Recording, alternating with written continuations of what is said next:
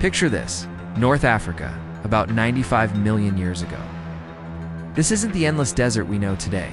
It's a sprawling, lush river delta, a world teeming with life and ruled by titans. Two of the most fearsome predators on the planet, Spinosaurus and Carcharodontosaurus, called this place home. They lived in the same environment, and it's hard to imagine they didn't cross paths in brutal, high-stakes encounters. The BBC's Planet Dinosaur gave us a legendary glimpse into one such fight.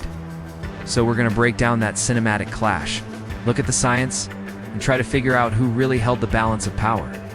First up, let's meet the terror of the terrestrial realm, Carcharodontosaurus, the shark-toothed lizard. This thing was a colossal land-based powerhouse. Now, pinning down the exact size of any dinosaur is tricky business. But paleontologists estimate it stretched around 12 to 12.5 meters long. With a skull that could be over 1.5 meters in length, its name, however, points to its greatest weapon. Its mouth wasn't full of bone crushers like a T-Rex. It was lined with huge, serrated teeth that looked strikingly like those of a great white shark. They were perfect for one thing: slicing flesh. This points to a horrifyingly effective hunting strategy. Instead of a single powerful bite, Carcharodontosaurus likely inflicted deep, catastrophic wounds, letting its prey weaken from blood loss and shock, much like a shark attack. Its bite force was lower than a T-Rex's, but it was more than enough to shear through muscle and hide. Lighter and perhaps more agile than some other giant theropods. Carcharodontosaurus was a walking nightmare, engineered to hunt big game on the floodplains. And in the other corner, the king of the riverways, Spinosaurus.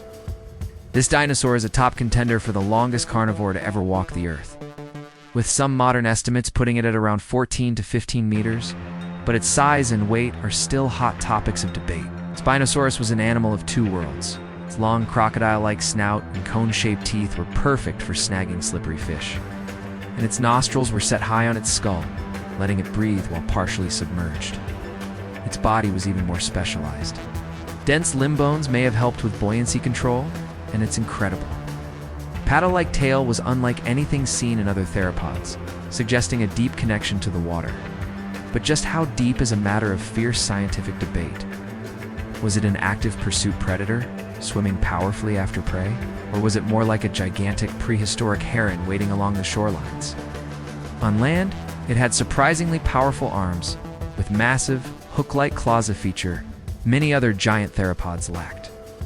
Its jaws, however, were slender and likely had a weaker bite than Carcharodontosaurus, built more for gripping than for shearing. These two apex predators shared the river-laced landscapes of late Cretaceous North Africa. Their fossils are found in the same geological layers of Morocco's Kem group, which suggests they share the same turf. But the fossil record can be a bit of a puzzle. The way these fossils were deposited and mixed over time means that, while their coexistence is likely, can't be certain they were bumping into each other every day.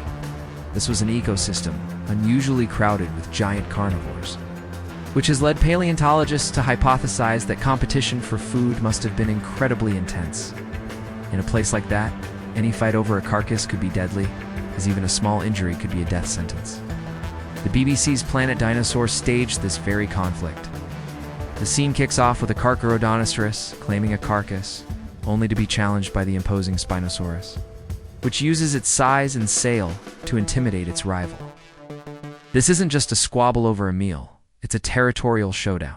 Carcharodontosaurus, refusing to be bullied, strikes first, lunges forward, using its head and those meat slicer teeth to open a nasty wound. That's its main advantage, a bite designed to cause horrific bleeding. But Spinosaurus isn't helpless. It fights back with its unique toolkit, using its long, powerful arms to slash with its huge claws, something Carcharodontosaurus couldn't do. In a dramatic but speculative move, the show has the Spinosaurus overpower its rival, targeting its back. It's important to remember this is pure dramatic license for the sake of a good show. In the end, the Spinosaurus' supposed advantage in sheer size and power wins the day, forcing the wounded Carcharodontosaurus to flee. On screen, Spinosaurus took the crown. In a pushing contest, the bigger animal often has an edge. And Spinosaurus was probably the larger of the two, though even that is debated. But was the real balance of power so clear-cut? Almost certainly not. It likely came down to one crucial factor: terrain. On open dry land, the more agile Carcharodontosaurus, with its far more lethal bite, might have had a serious advantage. Its body was built for combat on solid ground. However, lure it toward the water's edge, and the fight changes completely. In and around the rivers and swamps it called home, Spinosaurus would have been in its element, able to maneuver in ways its rivals simply couldn't. The balance of power was likely a precarious, shifting thing. These were two hyper-specialized predators who carved out different but overlapping domains. But that's just how the science stacks up. What do you think? Who is the true ruler of Cretaceous North Africa? The land-based slicer or the semi-aquatic grasper? Let me know your thoughts in the comments. And if you enjoy seeing prehistoric showdowns, get a reality check with the latest science. Make sure to subscribe and hit that notification bell. Ultimately, there probably wasn't one single king. Spinosaurus and Carcharodontosaurus were apex predators locked in a dynamic dance for supremacy.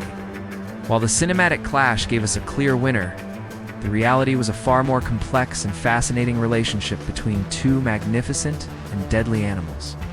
Each was perfectly adapted to rule its own domain, and the balance of power wasn't held by one, but constantly shifted between them on the dangerous floodplains of a lost world.